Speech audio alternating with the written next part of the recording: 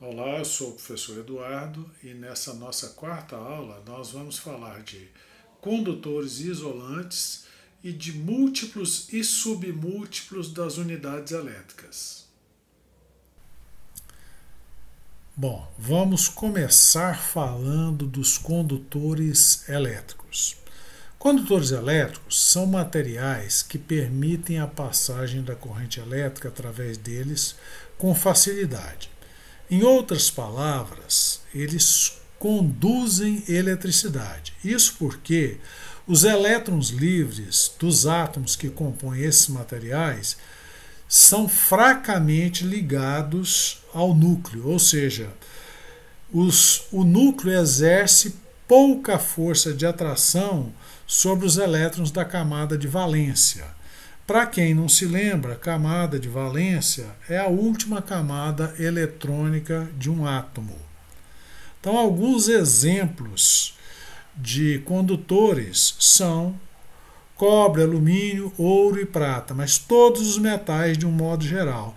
Então, todos os metais, de um modo geral, apresentam essa propriedade de poder liberar com facilidade os elétrons da camada de valência. Isso os torna bons condutores.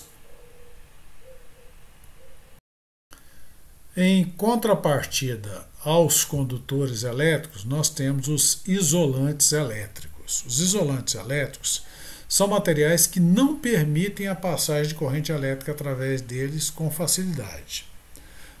Aliás, quando permitem, é com muita dificuldade. Eles são também conhecidos como materiais não condutores. Bom, por que eles são não condutores ou maus condutores? Porque os elétrons dos átomos desses materiais estão fortemente ligados ao núcleo do átomo e não são facilmente liberados, né? No caso dos materiais condutores era o contrário, né? Já que nos isolantes é muito difícil um elétron se desprender de um átomo. Alguns exemplos de isolantes são o plástico, o vidro, a borracha, a madeira. O exemplo mais típico que a gente tem da junção do condutor com isolante é no fio elétrico. Essa parte metálica do fio é o material condutor e a capa plástica é o material isolante. Tá? Então, o desejável é que a corrente elétrica flua só na parte metálica, né? Então, fora dela, nós temos a camada isolante, que é para não permitir a passagem de corrente elétrica. Os condutores elétricos são amplamente utilizados na produção de fios e cabos elétricos, de componentes eletrônicos, de componentes elétricos, de circuitos elétricos em geral.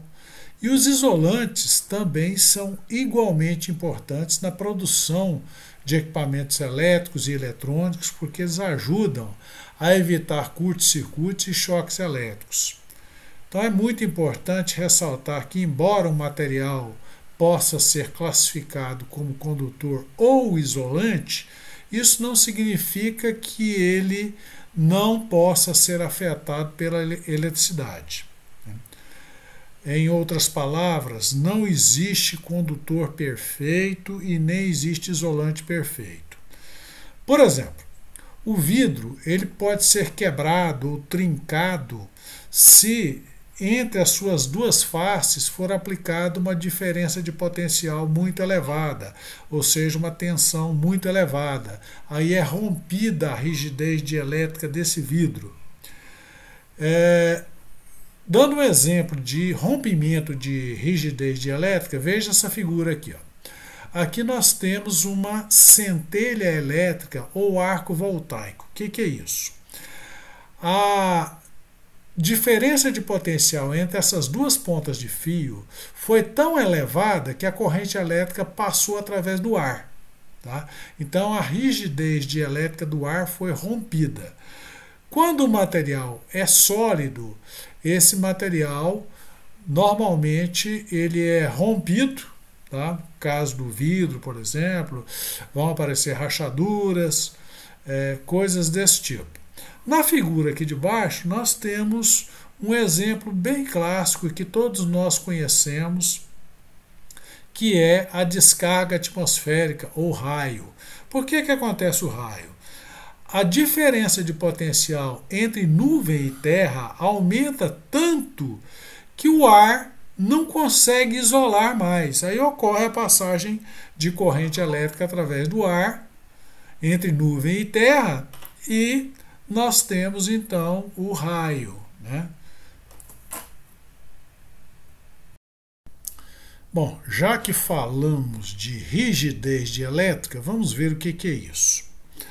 Nessa figura aqui, ó, nós temos uma corrente elétrica passando pelo ar.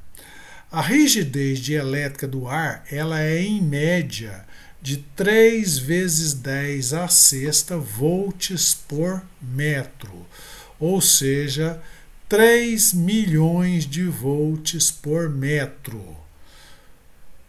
O que significa isso? Significa que se essas duas pontas de fio estiverem afastadas por uma distância de 1 metro, em média eu vou precisar de 3 milhões de volts para fazer com que ocorra um arco voltaico.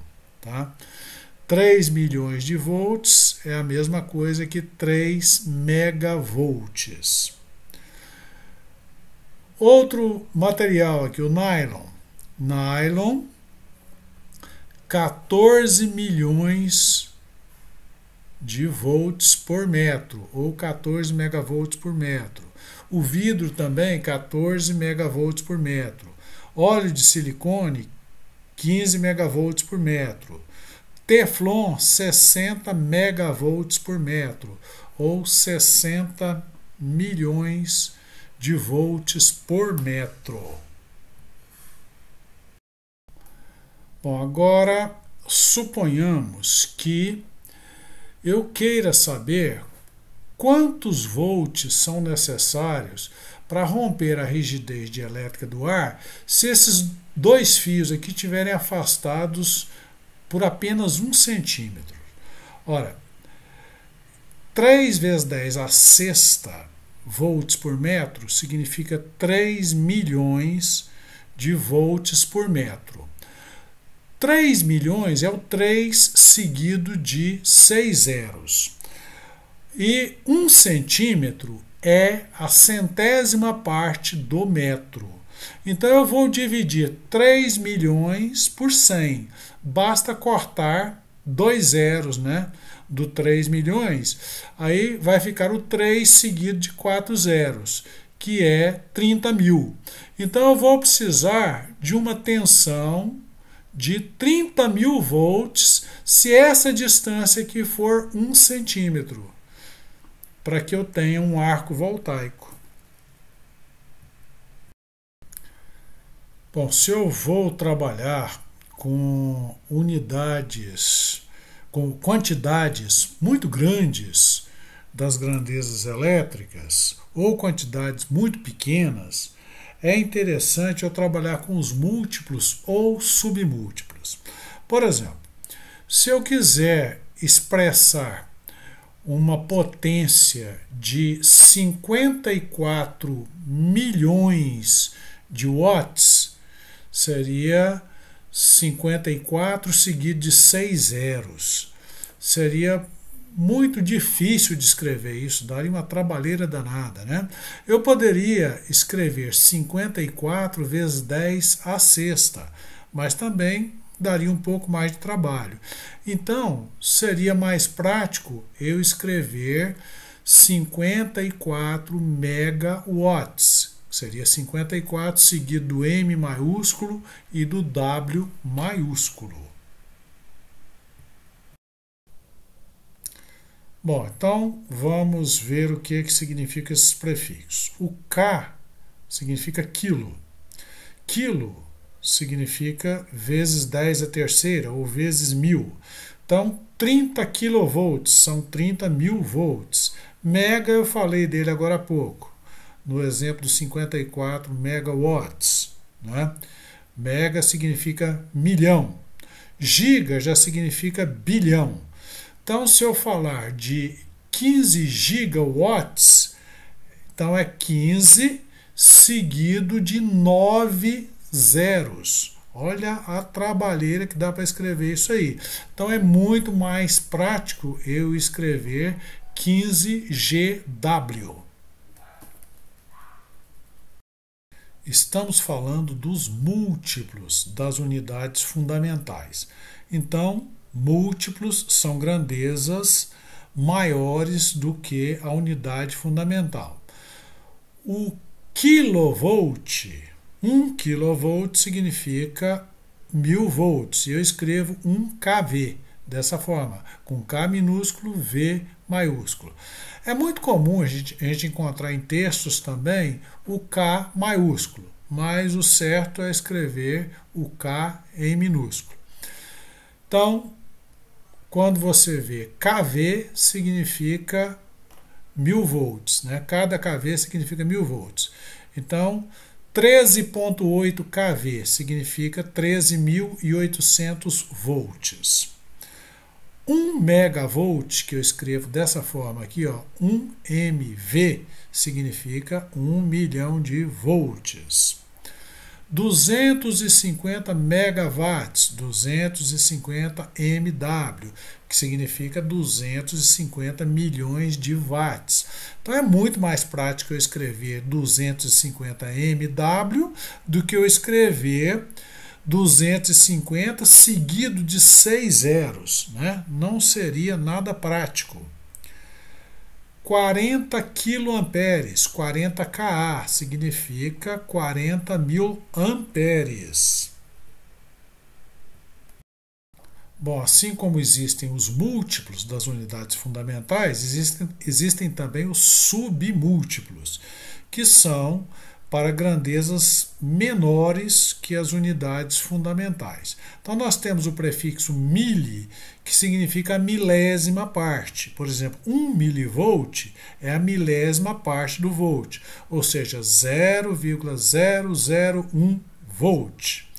O micro significa a milionésima parte, representado por essa letra Mi, aqui, que é uma letra grega, parece um U, mas tem essa primeira perna mais comprida, né?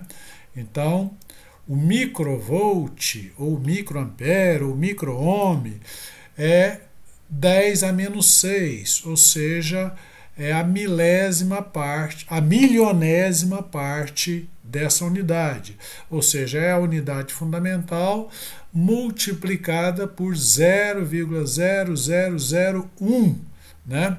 Então, o 1 aqui vem na sexta casa depois da vírgula. O nano é vezes 10 a menos 9, é a bilionésima parte.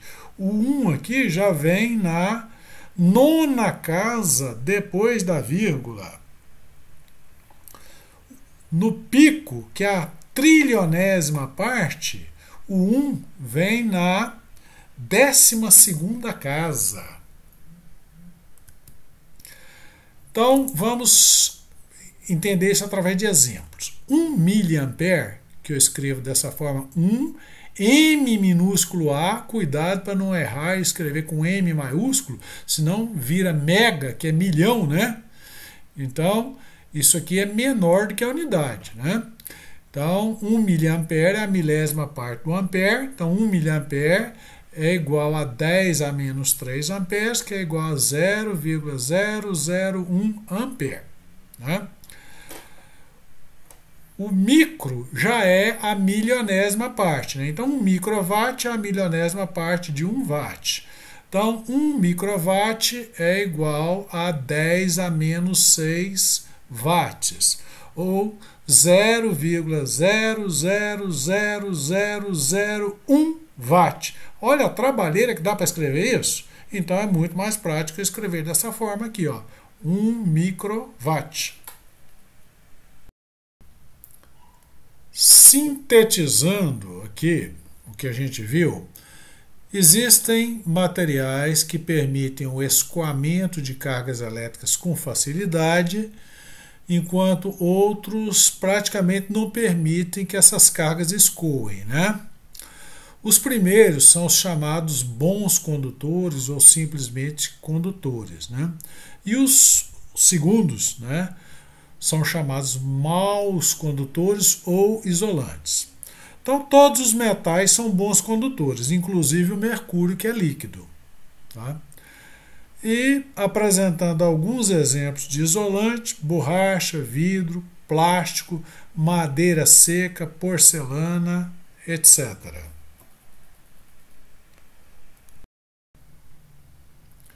Bom, você deve guardar essa observaçãozinha que está aí, ó, na sua cabeça. Não existe isolante perfeito nem condutor perfeito. Os condutores apresentam baixíssima resistência elétrica. Porém, por mais baixa que seja a resistência, ela vai existir, nem que seja fração de ohm, milésimo de ohm, tá? Mas vai existir. A não ser os supercondutores, não existe condutor de resistência zero. Só que os supercondutores só funcionam em temperaturas próximas do zero absoluto, temperaturas mais baixas do que menos 200 graus Celsius, né? Então, isso aí, por enquanto, é impraticável, né? Um dia pode-se conseguir supercondutores na temperatura ambiente, mas, por enquanto, a ciência ainda está longe disso. Bom, já os isolantes, que apresentam resistência elétrica altíssima,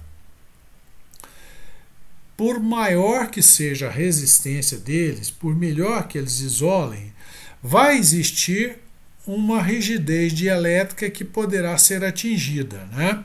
Então, nós vimos há poucos minutos atrás o que é rigidez dielétrica. Então, por melhor que seja o isolante, ele também não é perfeito. Se for aumentando demais essa diferença de potencial entre os dois lados do isolante, vai se romper a rigidez dielétrica dele e ele vai conduzir corrente mesmo sendo isolante. Tá? Finalizando essa nossa quarta aula, eu gostaria de falar para você que, se você desejar trabalhar com energias limpas e renováveis, mercado livre de energia, consultoria energética, energia solar fotovoltaica, você pode entrar em contato comigo aqui e se tornar um associado, um licenciado, né? Tá? Então, estão aí os meus contatos e eu me despeço por aqui e te aguardo na quinta aula.